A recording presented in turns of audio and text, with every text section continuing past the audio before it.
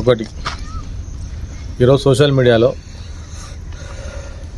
ఎవడు పడితే వాడు ఎవొత్తి పడితే అది అడ్డమైంది నా కొడుకులు సీఎం గారి గురించి రేవంత్ రెడ్డి గారి గురించి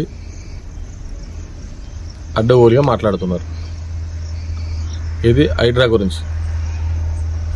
అరే దొంగ నా కొడుకులారా, దొంగ మున్నలారా, ఒకటి మీరు ఇల్లు కట్టేటప్పుడు మీకు తెలియదారా మీకు ఇల్లు కట్టుకునేటప్పుడు ఎవరికి లంచం ఇచ్చి కడుతున్నావు, ఎక్కడ ఉంది ప్లాటు, ఏడ కడుతున్నావు తెలియదారా నీకు? లంచం ఇచ్చినప్పుడు తెలియదారా నీకు? నువ్వు చేసే తప్పనని తెలియదారా నీకు?